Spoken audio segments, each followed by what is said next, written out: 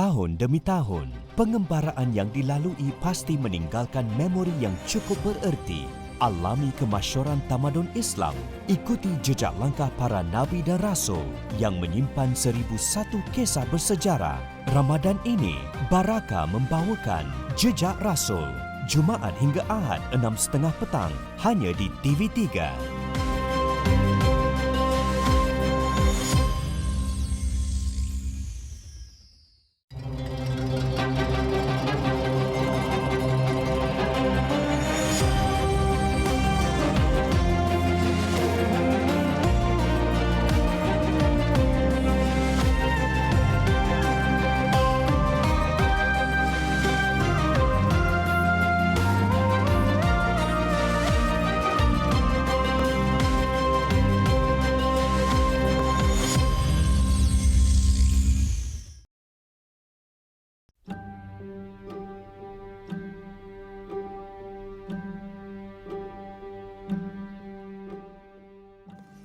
Negeri ini pernah dikenali sebagai Indrapura.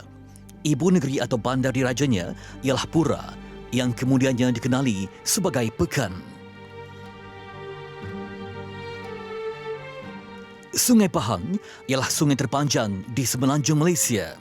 Bermula di Banjaran Titiwangsa, ia mengalir 459 km dari hulunya di pertemuan Sungai Jelai hingga berakhir di Laut Cina Selatan. Dari hulu ke muaranya, lembangan sungai ini merentasi hampir seluruh daerah negeri Pahang, menggambarkan kepentingan sungai ini kepada penduduknya.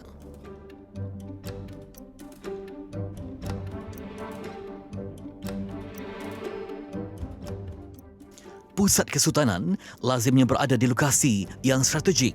Selain berada berhampiran dengan muaranya, Sungai Pahang menjadi nadi ekonomi yang membawa kemakmuran kepada negeri Pahang. Kemakmuran negeri juga bersandarkan hubungan baik ulama dan umaraknya. Pada zaman 1950 dan 1951 adalah di waktu itu ada pemerintahan Sultan Almarhum Sultan Abu Bakar. Dan waktu itulah kita lihat perhubungan yang baik antara Tuanku Sultan Pahang dengan ulama ini. Mereka mengambil berat tentang agama, maka terdirilah sekolah yang dipanggil Kuliah Sultan Abu Bakar. Ini antara sekolah tinggi yang terkenal di Pahang ini. Siap dibina pada tahun 1932, Masjid Sultan Abdullah merupakan masjid utama di Bandar Pekan ketika pemerintahan Sultan Abdullah Al-Muttasim Billah dan berfungsi sehingga tahun 1976. Setelah siapnya, Masjid Sultan Ahmad Shah bersebelahan dengan makam Diraja Pekan, masjid ini ditinggalkan kosong.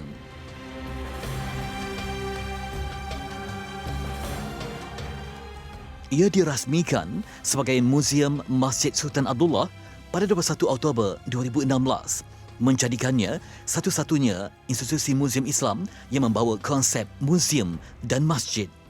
Masjid Sultan Abdullah dibina di atas tapak masjid lama sebenarnya. Dan juga masjid ini dikatakan digunakan, masjid kayu digunakan oleh masyarakat Pekan untuk beribadah kepada Allah Subhanahu Wa Taala dan juga aktiviti-aktiviti lainlah. Islam tersebar ke Pahang lebih awal daripada penaklukan Kesultanan Melayu Melaka pada kurun ke-15. Tinggalan penting yang ditemui di museum ini ialah tentang timba tembaga yang dipercayai dibawa oleh golongan Arab masuk ke negeri Pahang. Tarikhnya 1308 membuktikan bahawa Islam telah lama bertapak di negeri Pahang ini. Seperti entiti maritim lain di alam Melayu, Pahang turut terdedah kepada seruan Islam. Islam dibawa ke Nusantara dari tanah Arab, India, Cina dan Parsi melalui berbagai cara seperti perdagangan, hubungan diplomatik, kegiatan dakwah, perluasan kuasa dan penghijrahan. Dakwah oleh alim ulama asing mungkin bermula di kalangan masyarakat yang tinggal berhampiran dengan muara atau pelabuhan. penerimaan dakwah secara meluas berlaku apabila raja memeluk agama Islam. Melalui sokongan istana, penyebaran secara besar-besaran oleh alim ulama menatijahkan perkembangan Islam berlaku secara pesat. Islamisasi di wilayah pantai timur berlaku lebih awal sebelum kehadiran Kesultanan Melayu Melaka. Ia dibuktikan dengan catatan pengembara Arab kurun ke-10 Masihi, Abu Hasan Ali bin Husin bin Ali Al-Mas'udi tentang kunjungannya di Pahang. Kenyataan mengenai Pulau Tioman dan Pahang sebagai stesen persinggahan turut dirakam oleh pengembara Arab kurun ke-9, Abu Zaid Al-Sirafi dalam kitabnya yang dikarang pada tahun 851 Masihi. Pahang antara negeri terawal di tanah Melayu yang menerima Islam. Ia dibuktikan dengan catatan dinasti Sung yang menyebut bahawa ada berlaku aktiviti kedatangan Islam di pesisir pantai Laut Cina Selatan. Malah Pahang dikenali sebagai Lo Yue, pintu masuk dan keluar bagi pedagang Arab dan Cina. Selain daripada golongan Arab yang bertanggungjawab sebarkan Islam, ia juga disuburkan oleh alim ulama dari Minang dan Bugis yang membawa cahaya ke tanah Darul Makmur ini. Wilayah Pahang yang meluas hingga ke selatan Semenanjung pernah berada di bawah Empayar Sriwijaya, diikuti oleh Ligor Siam, manakala Kerajaan Majapahit merujuk Semenanjung Tanah Melayu sebagai Pahang.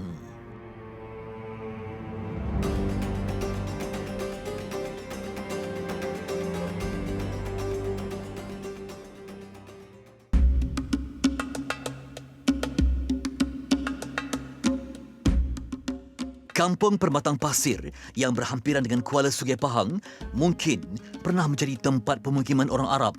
Ekoran penemuan sebuah makam pada tahun 1953.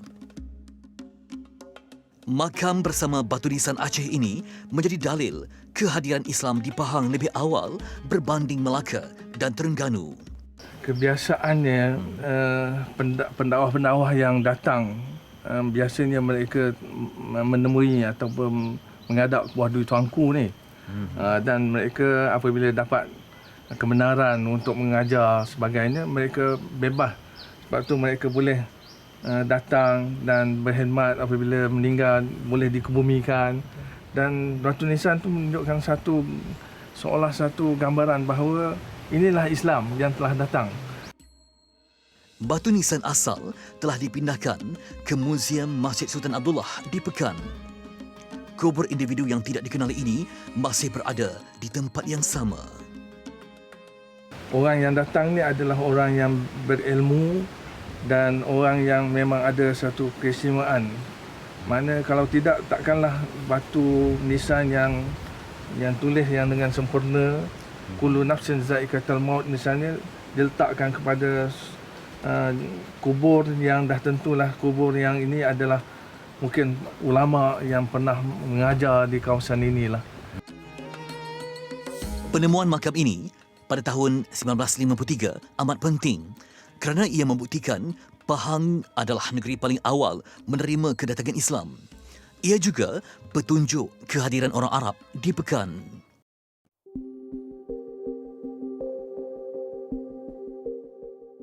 Pada batu nisan di Kampung Permatang Pasir tidak tercatat nama orang yang disembadikan di makam tersebut. Dihiasi ukiran khat sulus, tertera pada kedua batu nisan ini petikan ayat suci Al-Quran, Surah Ali Imran ayat 185 dan Surah Yunus ayat 62, serta puisi Arab dan catatan tarikh kematian orang yang disembadikan di makam itu. Tertera tarikhnya Rabu 14 Rabiul Awal tahun 419 Hijrah. Tahun 419 Hijrah itu bersamaan tahun 1028 Masihi, 275 tahun lebih awal daripada batu bersurat Terengganu. Tarikh pada batu bersurat ditemui di Kuala Berang, Terengganu ialah pada 702 Hijrah bersamaan 1303 Masihi. Bagaimanapun, kajian lanjut wajar diteruskan bagi menghilangkan beberapa persoalan yang timbul. Batu nisan ini dikenal pasti sebagai batu nisan Aceh. Ia dikatakan mirip seperti batu nisan yang dijumpai di Perlak dan Pasai.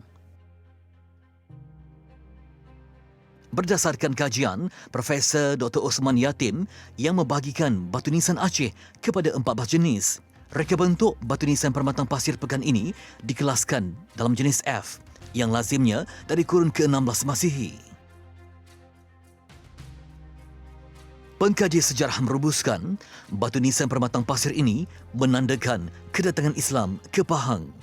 Sementara batu bersurat Terengganu menunjukkan kewujudan sebuah kerajaan Islam di Kuala Berang, Hulu Terengganu.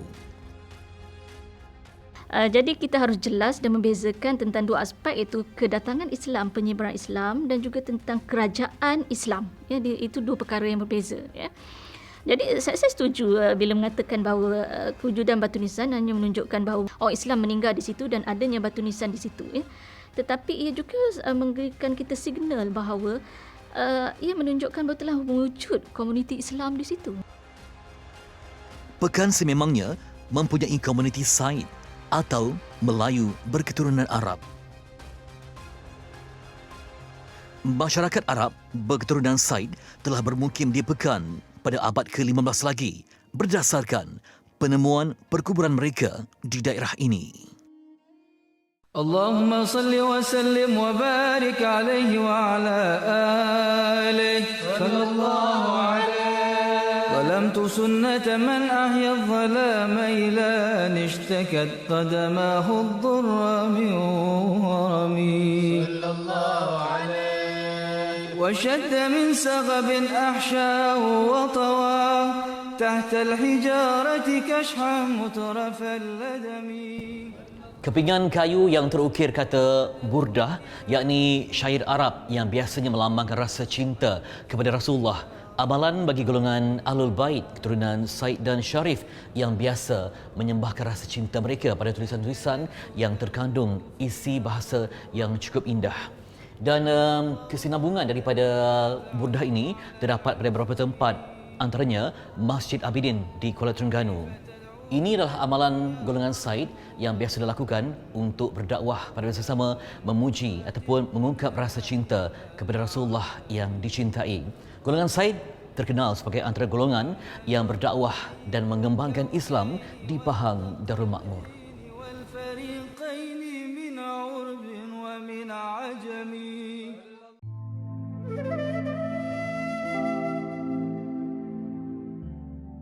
Petunjuk kehadiran orang Arab di Pahang juga ditandai dengan penemuan artifak ini. Tertera tarikh pembuatannya dari kurun ke-8 Hijrah yang bersamaan dengan kurun ke-14 Masihi. Hukum Kanun Pahang disusun oleh alim ulama dan menjelaskan tugas seorang sultan sebagai seorang khalifah. Bukan hanya aspek agama, malah aspek percukaian, perundangan dan segala aspek yang memandu sebuah negeri berteraskan kepada Daulah Islamiah. Selain Pahang, hukum Kanun Pahang juga diaplikasi di Perak dan Johor. Bukti kewujudan Kesultanan Islam dikukuhkan dengan teks manuskrip Hukum Kanun Pahang ini. Hukum Kanun Pahang ini digebal oleh alim ulama atas titah perintah Sultan Abdul Ghaffar Muhyiddin Shah yang bertahta mulai tahun 1592 sehingga 1614 Masihi. Ia merupakan penambahbaikan Undang-Undang Pahang yang diwarisi dari Hukum Kanun Melaka. Negeri Pahang ditakbir berlandaskan hukum syarak selama 22 tahun pemerintahan Sultan Abdul Ghaffar Muhyiddin Shah. Hukum Kanun Pahang ini menjadi petunjuk paling kuat kehadiran alim ulama dalam Kesultanan Pahang ketika itu.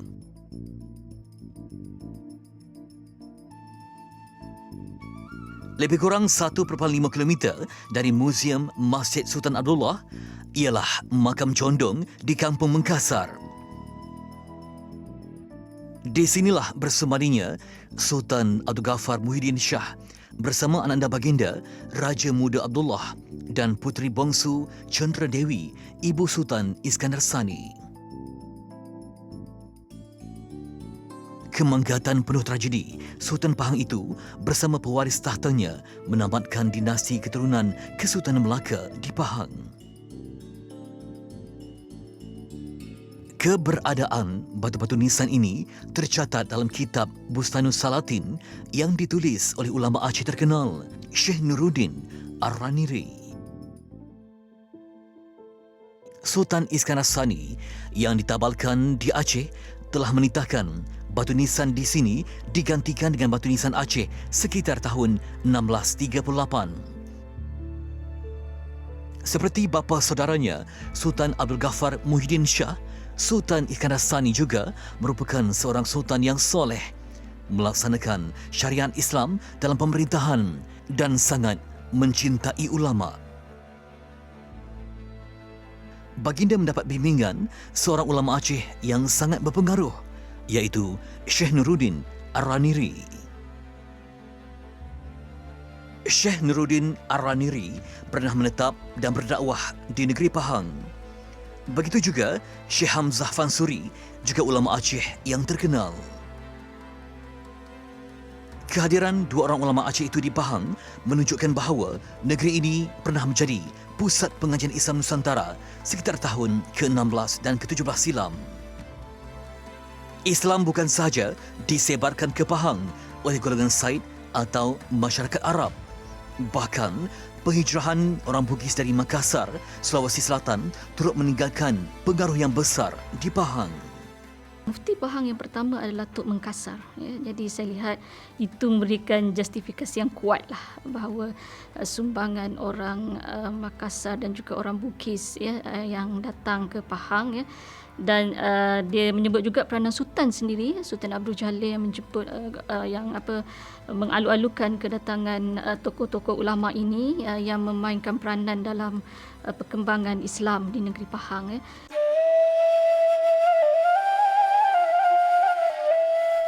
Antara legasi generasi terawal masyarakat Makassar ialah penambahbaikan teknik tenunan tempatan.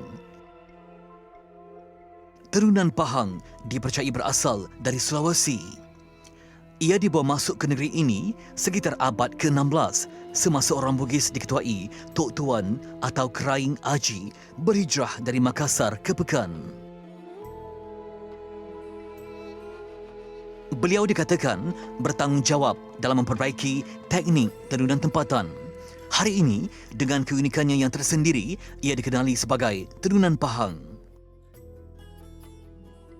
Puan Nortipah Abdul Kadir atau dikenali sebagai Mak Teh telah menenun sejak usianya 13 tahun.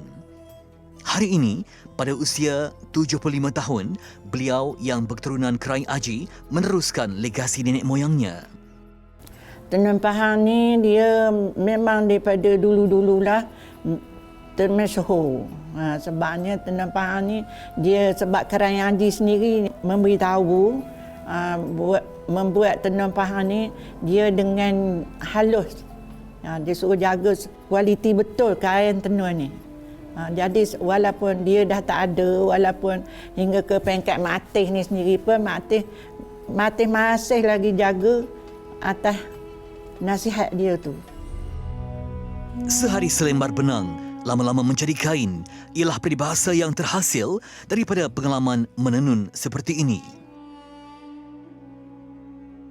Tanpa peralatan moden, penghasilan fabrik sebegini bukanlah mudah. Mempelajarinya mengambil masa yang lama, kesabaran dan nilai teliti, syarat yang paling utama. Usaha pelestarian warisan tradisional seperti Tenun Pahang ini memungkinkan generasi mendatang memelihara adat budaya pusaka silam yang tidak ternilai harganya. Membina jati diri bangsa beragama itu umpama menenun dengan sabar, bersulamkan ilmu hingga lembaran benang menjadi kain, halus dan bermutu. Begitulah identiti bangsa beriman ini. Ia hanya terbina bersama tabahnya ulama dan takwanya, juga umara yang alim lagi bijaksana. Bidang produksi TV adalah mata pencarian utama saya. Justru, pelbagai cabaran perlu dihadapi bagi menyiapkan tugasan. Terutamanya apabila beraksi di bawah terik matahari, maka mudah untuk saya berasa kurang sihat. Menjulang prasasti kesenian Islam. Cut. Okey, kita break dulu. Terima kasih. Kapsul Barakah edaran Fama Niaga, kunci kesihatan saya dalam kembara pencarian rezeki.